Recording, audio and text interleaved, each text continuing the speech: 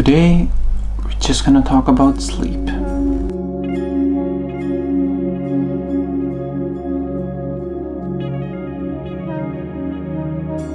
Now, for a very long time, when I woke up in the morning, I didn't feel rested.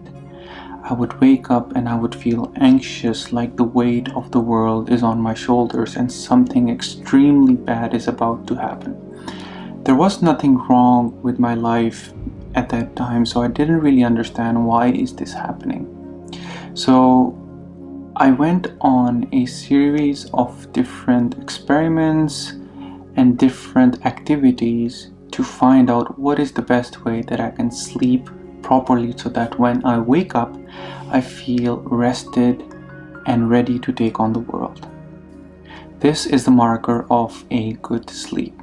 If you are waking up and you don't feel rested, you don't feel cheerful, and you don't feel ready to get out of bed, then it is not really a good sleep.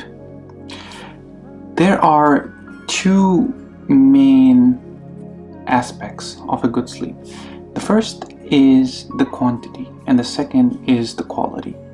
I will only be talking about the quality aspect here because the quantity we all really understand. If we sleep for 4 hours and we wake up the next morning like we were hungover, then it's probably due to the quantity, but the quality aspect is a little bit more subjective. I have a personal theory that if you sleep less with less quantity, but if your quality is really good, then it can cover the lack of your quantity of sleep. Bear in mind that I'm not a psychologist, I'm not a sleep expert, I'm not even a doctor. But these are all activities that I personally tried myself and they really helped me. So I'm going to share these activities with you all. Before I begin to tell you what activities I did to improve the quality of my sleep, I want to tell you what I think about the mind. You can think of our mind as like a race car. We are using our minds all day long. Whenever we are watching TV, whenever we are using our phones, whenever we are doing our work, we are consistently using our minds. Now, when you think of our mind as a race car, so we are adding fuel and we are accelerating more and more and more. When we are about to sleep, we are putting our foot away from the gas pedal, but the car still has momentum and it still keeps on going. So if you are sleeping immediately after thinking a lot or doing a lot of mental activity, then this car will continue to roll forward and your mind will continue to process this information while you're sleeping, and it will not be properly rested.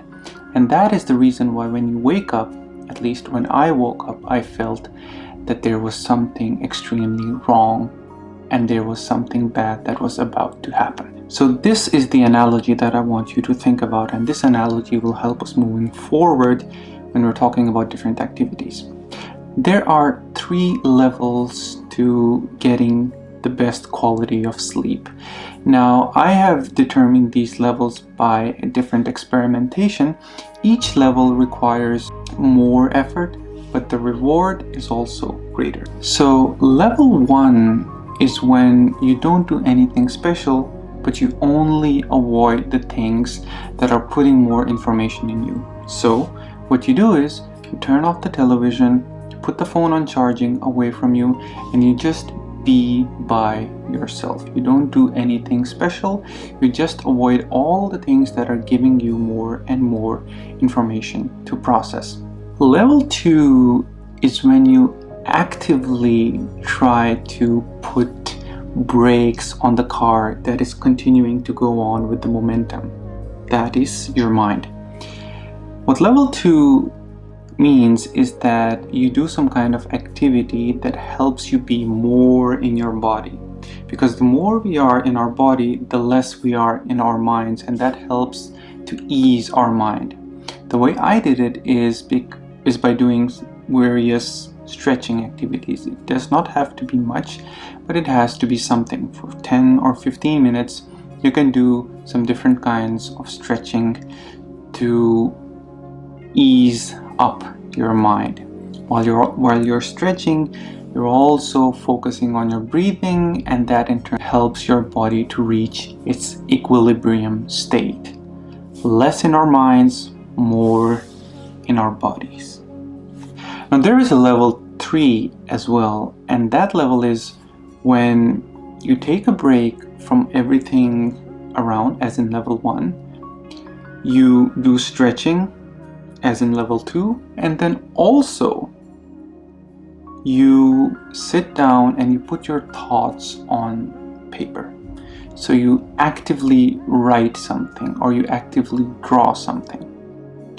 This is the equivalent of changing the oil in your car. This is the equivalent of tuning your engine, because you are now actively pouring the thoughts that are continuously circling in your mind and then you're putting them on paper. This, even though it takes some time and effort, this activity, I would say, is one of the most powerful activities that you can do to help you sleep very deeply and very, very peacefully. I think these activities can really help you achieve great sleep. Please understand that sleep is the natural mechanism to heal our body, to relax our body before the onset of the next day.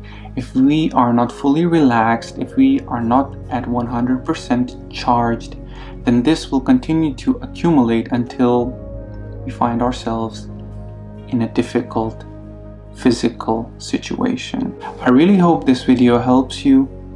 I really hope that you find some kind of benefits in these instructions. Wish you very calm and happy sleep.